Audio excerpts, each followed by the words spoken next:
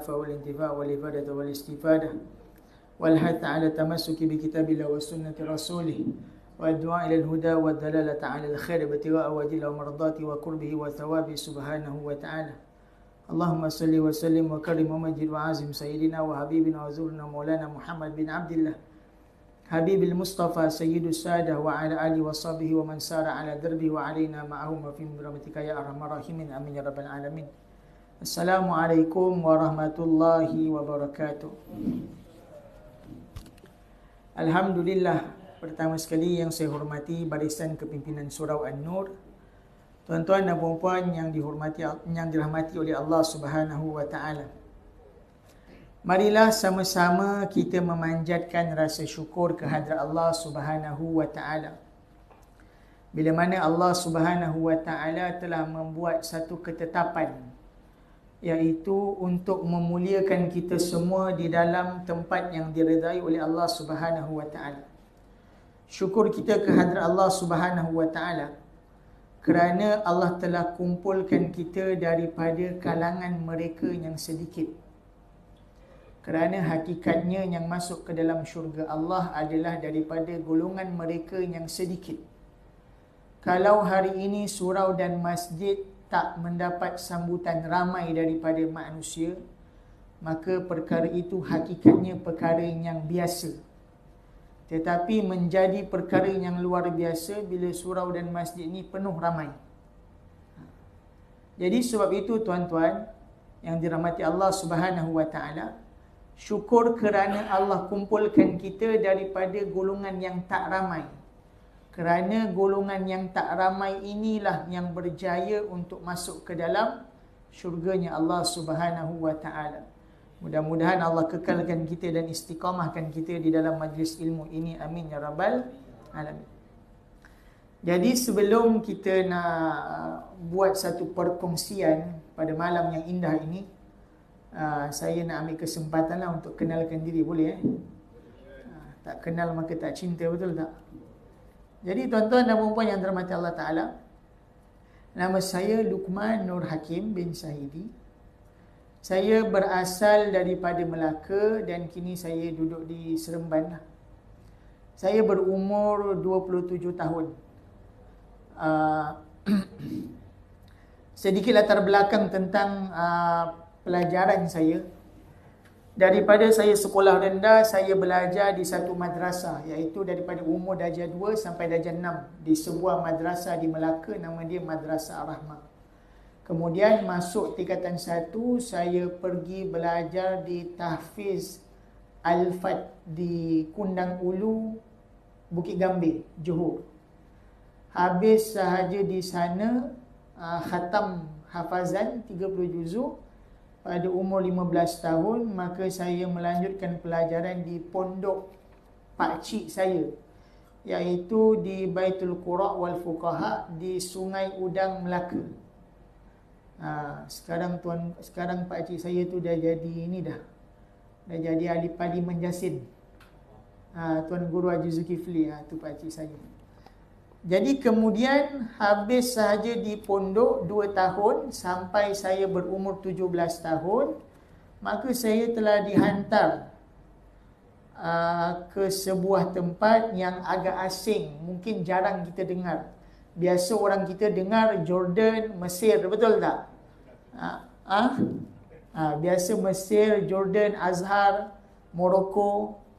Tapi saya telah dihantar ke sebuah wadah, satu tempat di sebuah gurun yang dipanggil iaitu Hadramut Tarim di Yaman.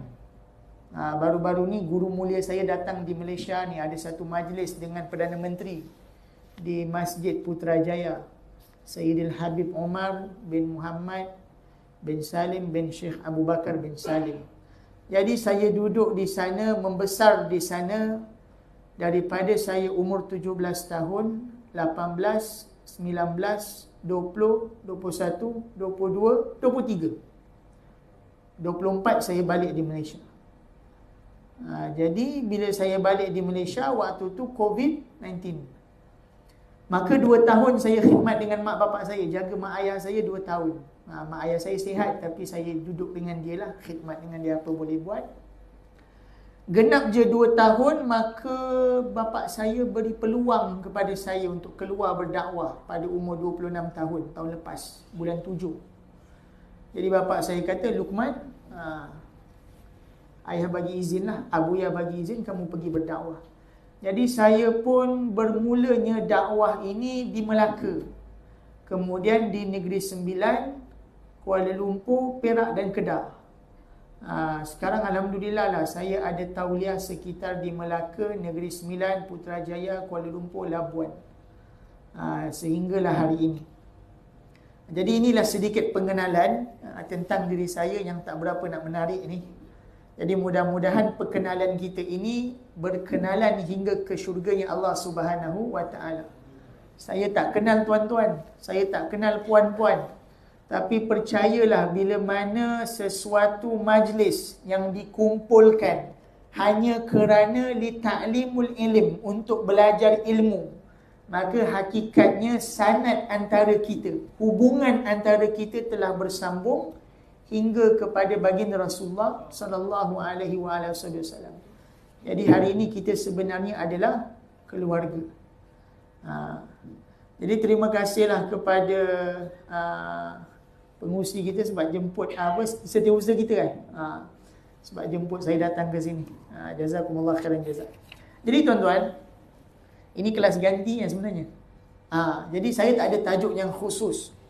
Tapi ada satu benda yang saya nak muzakarahkan, iaitu berkenaan tentang tempat menyimpan ma'rifatullah. Dengar macam susah tajuk ni, tapi sebenarnya senang je. Tuan-tuan dan puan-puan yang dirahmati Allah Subhanahu wa Ta'ala, setiap daripada manusia ni dia ada satu bekas. Bekas ni apa? Dia ada satu mangkuk yang tersimpan di dalam hati kita. Jadi hati ini adalah tempat untuk menyimpan pengetahuan kepada Allah Subhanahu wa Ta'ala. Bila mana manusia ni hidup, maka manusia ini hidup dalam keadaan bermaksiat. Saya percaya dalam ni saya, tuan-tuan dan puan-puan semua pernah bermaksiat, betul tak?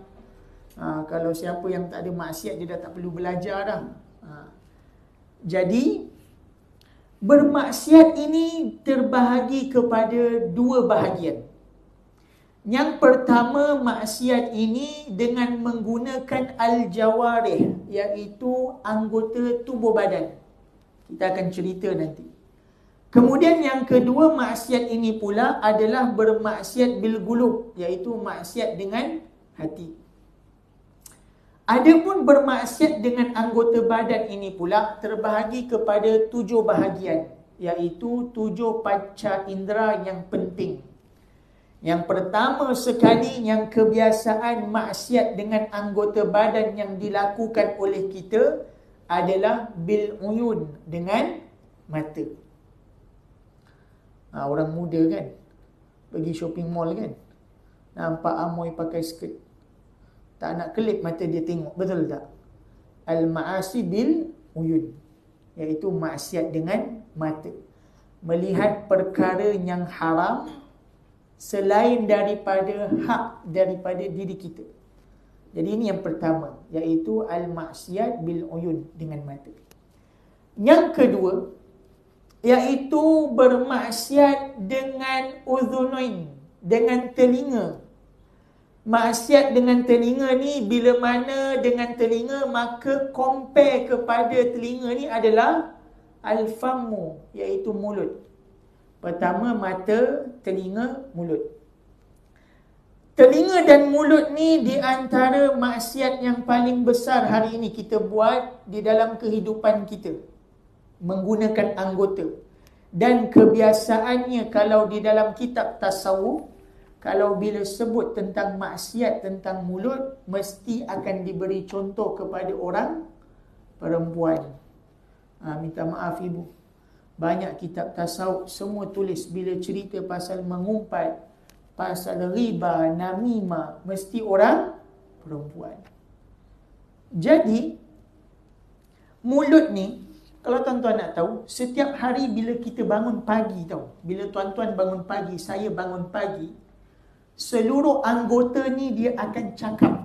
Tapi kita tak dengar lah. Kalau dengar kita takutlah nanti kan. Jadi semua anggota ni akan cakap kepada mulut. Ya ayyuhal fam, wahai mulut. In istagamta istagamna. Wa in wajadta wajadna. Kalaulah hari ini wahai mulut, engkau jalan terus, kami pun ikut jalan terus. Tapi kalau hari ini engkau bengkok-bengkok, maka kami pun akan bengkok-bengkok. Apa maksud dia? Wahai mulut, kalau hari ini engkau cakap yang benar, maka kami semua ni insya-Allah akan jadi benar. Tapi kalau hari ini kau tipu, kalau orang Melaka kata, kalau hari ini kau cong orang, kau tipu orang kan, kau cakap benda yang tak betul, maka hari ini kita pun jadi tak betul. Jadi maksiat mulut ni di antara maksiat yang paling besar dilakukan oleh kita pada hari ini. Jadi mata, telinga, mulut. Yang keempat, al-yadain, iaitu kedua tangan. Mengambil daripada perkara-perkara yang bukan hak daripada kita. Contoh, ambil harta anak yatim. Contoh, as-sariq yasruku minal mal, pencuri yang mencuri harta orang. Ni bentuk maksiat dengan tangan. Yang kelima iaitu ar-rijlain, bermaksiat dengan menggunakan kedua kaki. Ada orang badannya sihat tetapi buang masa dekat tempat-tempat yang dimurkai oleh Allah.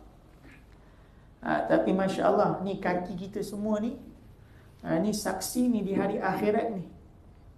Ya Allah, dulu ni tuan-tuan haji ni datang ke surau nak belajar ilmu kan. Ni kaki kita semua ni saksi nanti di hari akhirat nanti. Purkan dengan harta yang haram, maka tidak ada tempat yang lebih layak untuk mereka melainkan nerakanya Allah Subhanahu wa taala. Oh, okey, baik, ya khair. Okey, baik, tak boleh, terima kasih. Mic tu takut dah, dia boleh terletup pula. Okey, ni okey. Kemudian pula contoh di antara bermaksiat dengan menggunakan perut, seperti mana orang makan riba. Allah Ta'ala larang makan riba. Ya ayyuhalladzina amanu la ta'kulu riba. Wahai orang beriman, jangan makan riba. Ini maksiat berbentuk dengan perut. Yang ketujuh, yang terakhir, yang paling banyak anak muda culas, laki ataupun perempuan, iaitu al-maksiat dengan menggunakan bizakari au farji, dengan menggunakan kemaluan. Tuan-tuan dan puan-puan yang dirahmati Allah Subhanahu wa taala, sebelum saya mengajar di Negeri Sembilan, saya menetap di Kuala Lumpur 1 tahun. Sebab apa saya keluar daripada mengajar di Kuala Lumpur? Sebab dugaan yang sangat hebat. Bagaimana anak-anak muda di luar sana, masalah sosial mereka, boleh dikatakan kalaulah anak muda kena tangkap zina ni, adatan linnas, kebiasaan di samping manusia. Kalau nampak ada satu tempat ni kena rush dengan Jabatan Agama Islam, benda ni biasa. Punya tenatnya anak-anak muda kita ni melakukan maksiat bil zakari au bil farji, dengan kedua maluan antara lelaki dan perempuan. Ini maksiat yang paling teruk pada akhir zaman. Jadi inilah 7 anggota yang bermaksiat dengan tubuh badan. Kemudian maksiat yang dengan hati adalah orang yang meletakkan di dalam hati mereka daripada perkara-perkara yang afhash wa akbar wa akhbath. Apakah benda tersebut? Iaitu meletakkan sifat-sifat yang tercela yang dimurkai oleh Allah Subhanahu wa taala. Mungkin masa tak sempat, jadi saya cerita satu je. Nanti ada masa lain kita cerita lagi. Di antara yang paling besar, maksiat yang paling durjana sekali yang dilakukan dengan menggunakan hati, iaitu al-kibriya, iaitu al-kibir, sombong. Tuan-tuan dan puan-puan yang dirahmati Allah Subhanahu wa taala, Sombong ni apa? Sombong ni batlul haq wa ghamtun nas. Kalau dalam diri ada dua sifat ni, buang cepat-cepat. Apa pertama? Batlul haq, iaitu menolak perkara yang hak. Dan yang kedua, wa ghamtun nas, memperlekehkan orang lain. Hadza kibir. Ini sombong. Sombong ini telah dilarang oleh Allah di dalam Al-Quran. Allah Ta'ala telah berfirman, وَلَا تَمْشِ فِي الْأَرْضِ مَرَحًا إِنَّكَ لَنْ تَخْرِقَ الْأَرْضَ وَلَنْ تَبْلُغَ الْجِبَالَ طُولًا. Wahai manusia, jangan kau jalan di atas muka bumi ini dalam keadaan bersombong. Tidakkah kau sedar, lan tahrukal ard, engkau ni bukan boleh tembus pun dalam dunia ni. Walan tablughal jibala tula, dan engkau ni bukan boleh jadi besar macam gunung, maknanya tak kuat pun. Jadi untuk apa kamu sombong? Jadi sombong ini telah dilarang oleh Allah di dalam Al-Quran. Tuan-tuan dan puan yang dirahmati Allah Subhanahu wa taala, bila mana manusia sombong, kata Al-Imam Abdullah bin Alawi Al-Haddad, iaitu seorang wali min awliya illah di Yaman, ulama tasawuf. Dalam riwayat hidup dia, satu malam dia dapat sembahyang tahajud sebanyak 1000 rakaat pada umur 18 tahun. Ada orang fasa 3 ni sembahyang tahajud 1000 rakaat. Kita ramai-ramai angkat dia. Ini Imam Abdullah bin Alawi Al-Haddad ni pada umur 12 tahun, tadi 18, 12 tahun dia dah berjaya istiqamah sembahyang tahajud sebanyak 200 rakaat. Saya 12 tahun masih dekat ketiak mak lagi, menangis kena hantar tahfiz. Tapi ni 12 tahun dah sembahyang tahajud 200 rakaat dalam keadaan matanya buta. Kita ni bukan kata buta, celik pula lagi. Betul tak? Jadi kata beliau, orang yang kibir ni sebenarnya adalah orang yang murakkab. Apa murakkab? Orang yang sombong dalam hidup ni, orang ni telah melakukan perkara, minta maaf cakap, perkara yang paling bodoh sekali dalam hidup dia. Kalau bahasa Arab, jahil maksud dia bodoh. Tapi murakkab ni maksud dia bodoh bertingkat-tingkat. The maximum level. Bodoh yang paling tinggi.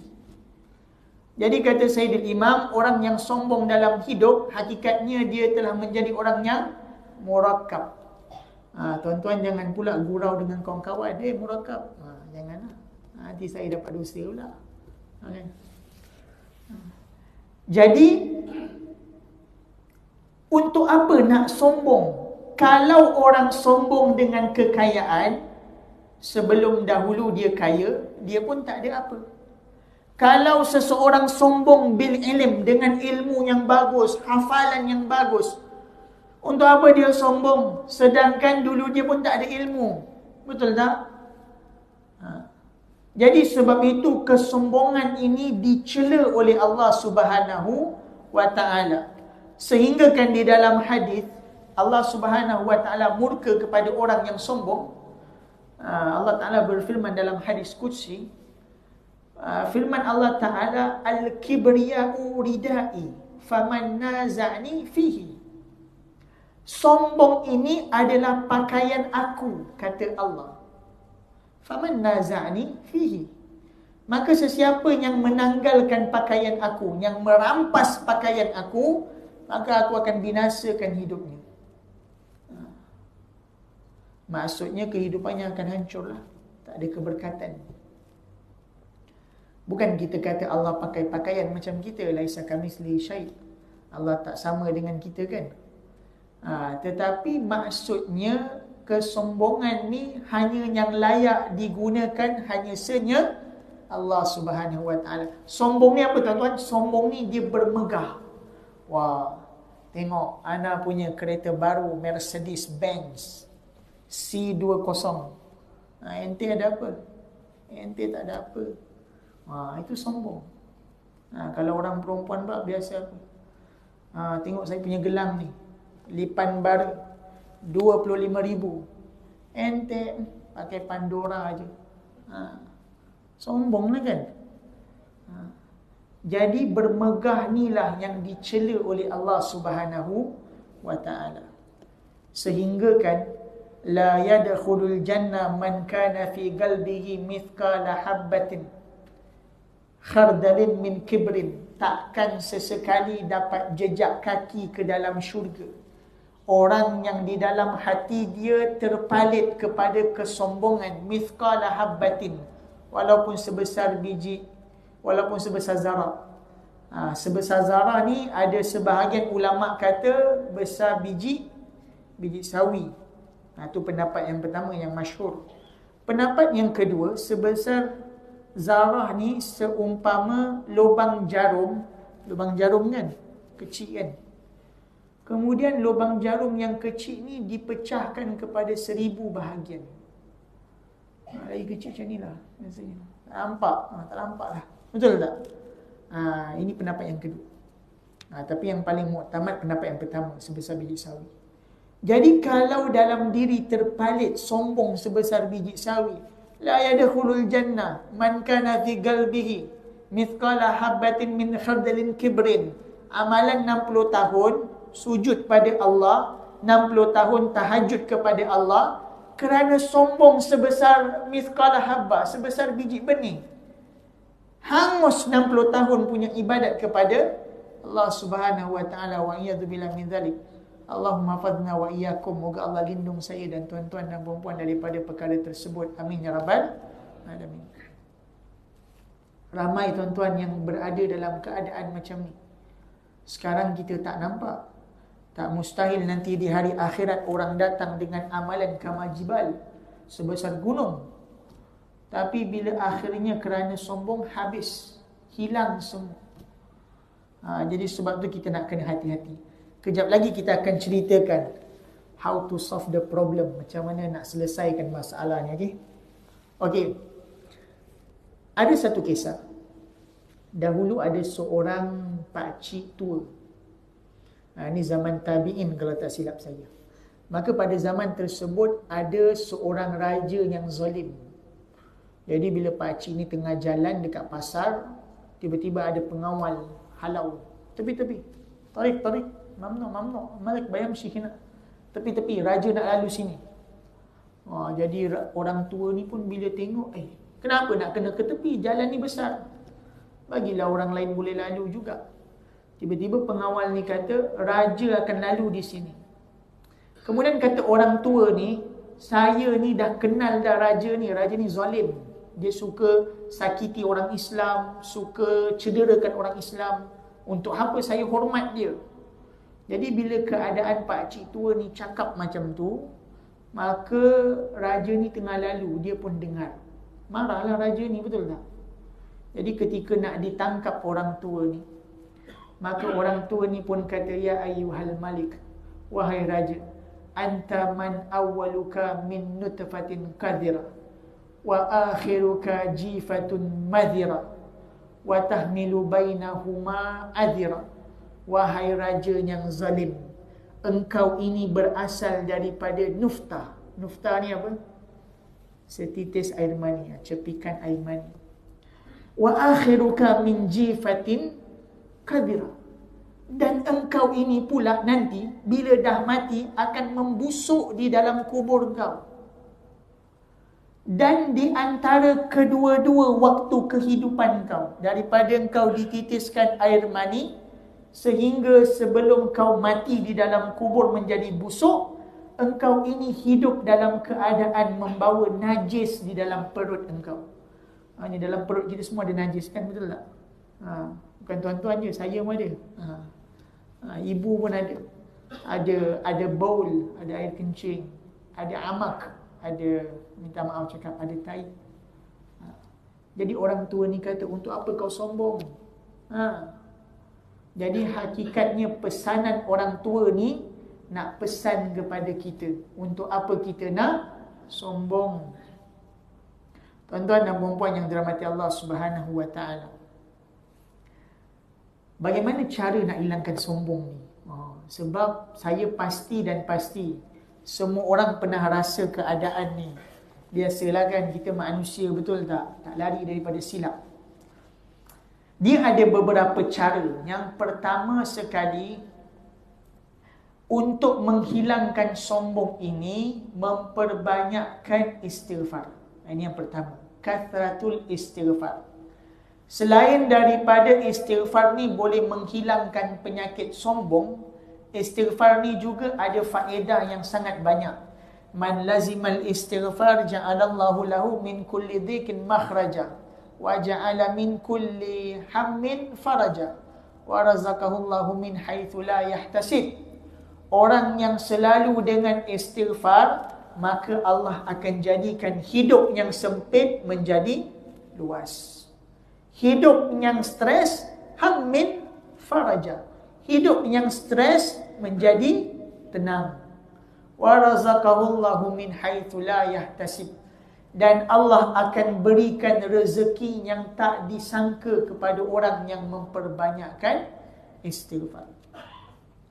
Jadi istighfar ni, bila bercerita tentang istighfar, biasa orang kita ni dia nak buat yang paling terbaik, betul tak? Jadi macam mana istighfar yang qabul, ijabah di sisi Allah Ta'ala, yang Allah terima? Dia ada macam-macam. Pertama sekali, istighfar yang paling baik adalah sayyidul istighfar. Macam mana? Allahumma anta rabbi la ilaha illa anta khalaqtani wa ana abduka wa ana ala ahdika wa wa'dika mastata'tu. A'udzubika min syarri ma sana'tu, abu'u laka bi ni'matika alayya wa abu bi dhanbi faghfir li fa innahu la yaghfiru dzunuba illa anta. Panjanglah Ustaz. Nanti tengok dekat Google, photostat, tampal dekat pintu. Nak keluar baca. Ini yang paling terbaik.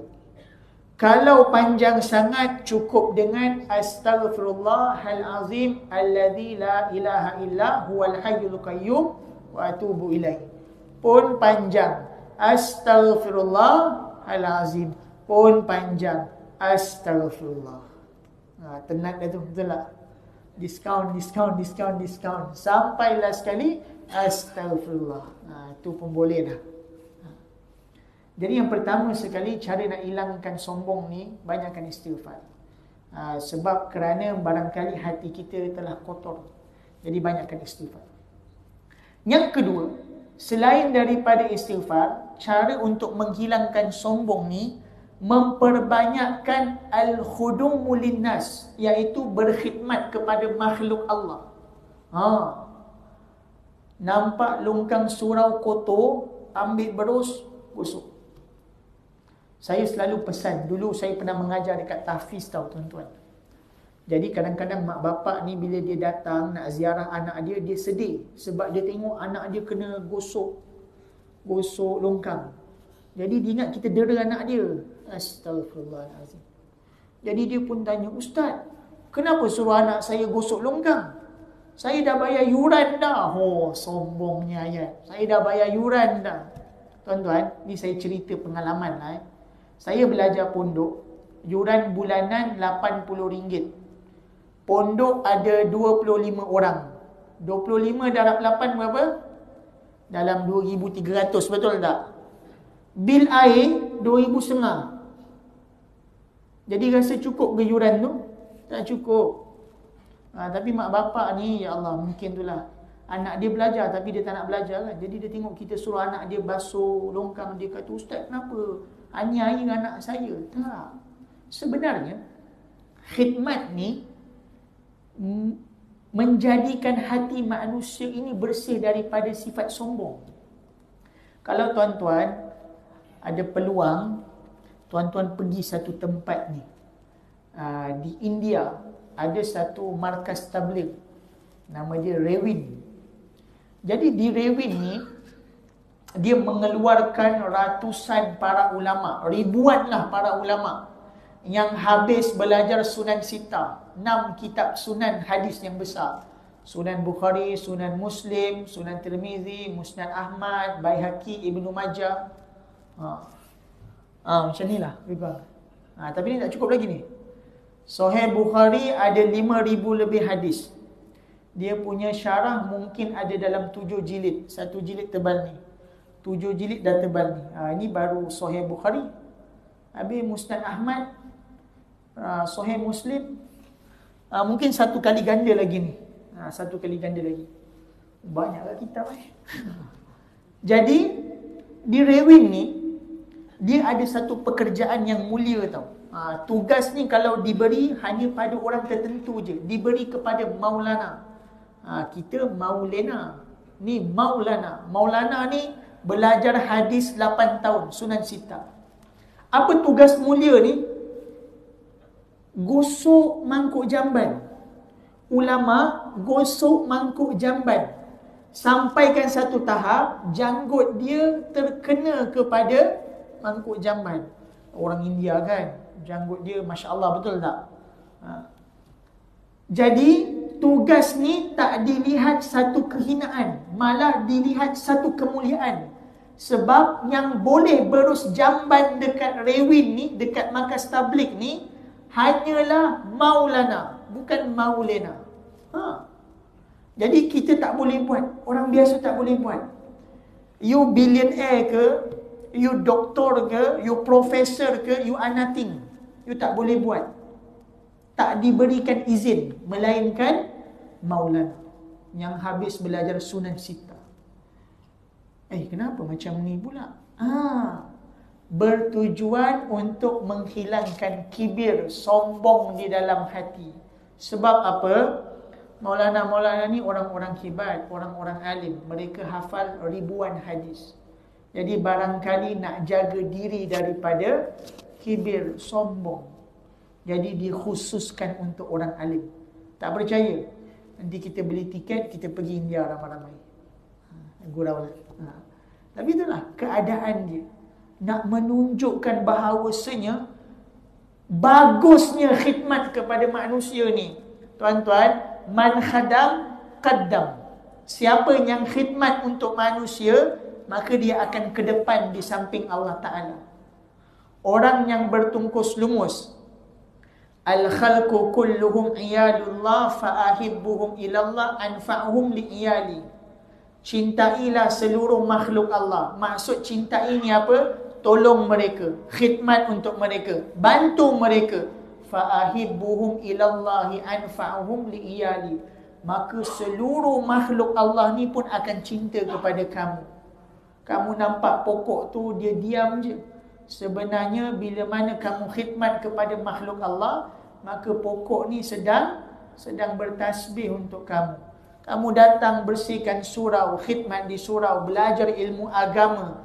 Seluruh ikan di lautan tu hakikatnya sedang beristighfar untuk kamu, untuk saya, untuk kita.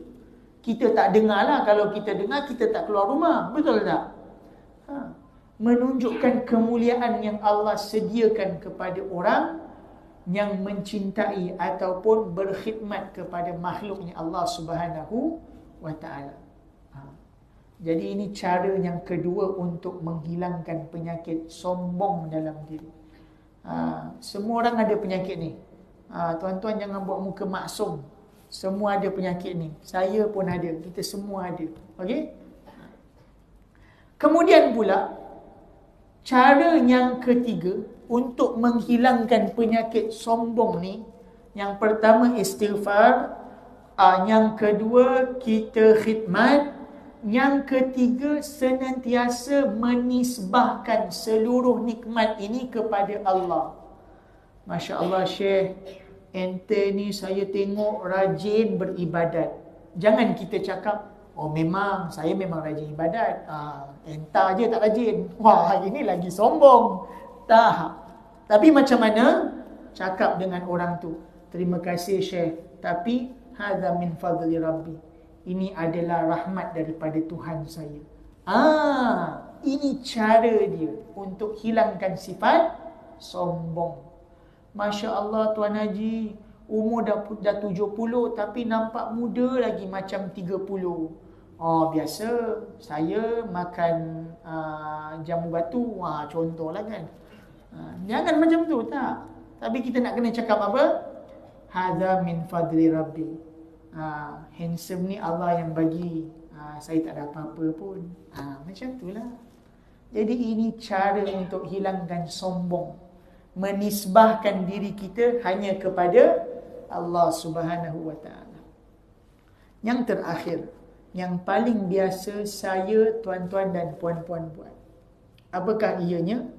Berhenti dengan menggunakan ana. Apa ana? Berhenti dengan menyatakan sifat keakuan. Tuan Haji, saya nampak sihat, dia umur dah 80. Setiap pagi I pergi jogging lepas main subuh. Jadi I jaga I punya kesihatan, sebab tu I sihat. Salah. Tapi cakap apa? Ini adalah pemberian dari Allah. Jadi tinggalkan keakuan. Kereta ni saya dapat sebab saya dulu kerja keras. Jadi saya kumpul duit. Ini duit pencen saya. Jangan. Sebab apa entah hafalan bagus. Saya berusaha pagi, petang, siang, malam menghafal. Buang tu. Keakuan ana, saya ni. Saya ni. Buang ni semua. Sebab apa? Hakikatnya orang itu sedang sombong kepada Allah Subhanahu wa taala. Tuan-tuan dan puan-puan, seperti mana saya cakap tadi, bila sombong ini tersemai dalam diri, maka dia akan dibinasakan. Bukti dia siapa? Bukti dia iblis laknatullah alaih. Biasa kita dengar iblis ni dia sombong waktu mana Nabi Adam AS diciptakan, betul tak?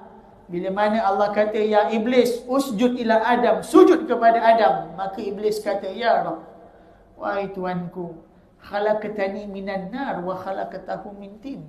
Kau ciptakan aku dari api, ini orang daripada tanah, kotor tanah. Untuk apa saya nak sujud kepada dia? Dia sombong, betul tak? Itu kisah yang kita tahu.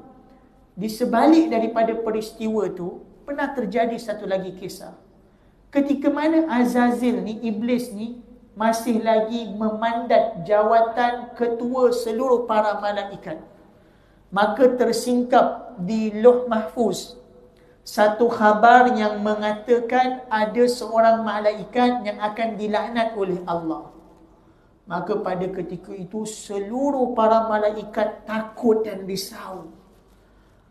Maka apa mereka buat?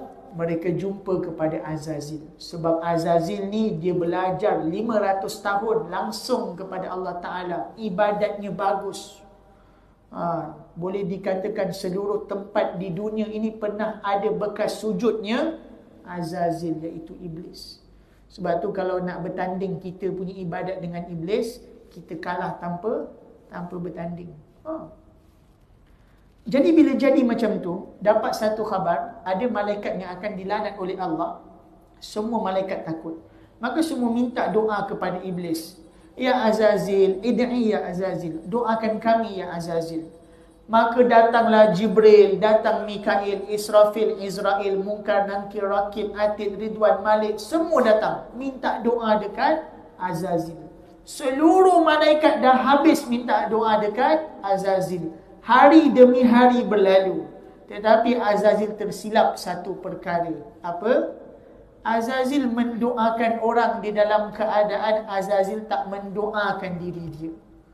Maka terjadilah peristiwa yang mana Allah gugurkan Azazil kerana sifat kesombongan yang berada di dalam diri dia. Dia doakan orang, tapi dia lupa nak doakan diri dia. Maka Azazil lah yang jadi sombong. Jadi ini contoh di antara makhluk yang sombong yang Allah Ta'ala telah binasakan. Allah Ta'ala telah laknat dia, iaitu Azazil ataupun iblis laknatullah alaih. Jadi tuan-tuan dan puan-puan yang dirahmati Allah SWT, sombong tak boleh. Kita dah cerita macam-macam. 3 cara nak hilangkan penyakit sombong, 4 tadi. Tapi ada satu keadaan sombong ini dibolehkan. Masa bila sombong ni dibolehkan? Satu je keadaan, iaitu at-takabburu 'alal mutakabbiri sadaqatun. Sombongnya seseorang kepada orang yang sombong sebenarnya adalah sedekah. Walaupun hadis ni adalah hadis yang maudhu', bukan hadis dhaif. Hadis dhaif, hadis lemah, masih boleh diamalkan. Hadis maudhu' ni dia hadis palsu. Tapi hadis ini telah diambil oleh puluhan para alim untuk dijadikan syair. Di antaranya kalau tak silap saya Al-Imam Ramli, di antaranya Al-Imam Yahya. Jadi mereka menyatakan at-takabburu 'alal mutakabbiri sadaqatu. Sombongnya seseorang kepada orang yang sombong hakikatnya adalah sedekah. Tapi kalaulah ada orang sombong kepada kita, lebih baik kita tinggalkan je, tak layan. Dia masuk air saja. Betul tak? Tak layan. Banyak kadang-kadang orang datang kan, tak kena-mengena, tiba dia cerita pasal dia pumpang. Jadi kita biarkan dia, tak layan. Sebab kalau kita pun sombong, nanti timbul pula perasaan busuk yang lain. Datang pula hasad. Bila datangnya hasad, datang pula khianat. Jadi takkan habis sampai bila-bila, betul tak? Maka lebih baik fasakatal kalam, diam je. Oh, Masya Allah. Oh, ente macam ni. Kan ada setengah-setengah orang kan, entah punya anak belajar kat mana? Oh, anak saya belajar kat sini je. Oh, anak punya anak belajar dekat UK, United Kingdom, dekat Cambridge. Wah, sombong. Betul tak? Tapi kawan pun tak nak kalah. Oh, saya punya anak belajar UIA je, tapi setiap kali SEM dia dapat dekan for flat. Wah, sombong juga orang ni. Tapi kalau boleh biarkan je. Sebab apa? Bila mana berterusan, kita takut nanti timbul perasaan-perasaan yang lain dan akan membinasakan kita juga. Wa iyadzubillah min dzalik. Tapi kalau dah tak tahan sangat, sekali-sekala bolehlah. Kan? Jadi inilah satu keadaan yang dibolehkan. Bila mana orang sombong kepada kita, maka kita balas dalam keadaan sombong, tetapi ianya dikira dalam keadaan sedekah. Tapi kalau kita yang starting tak boleh lah.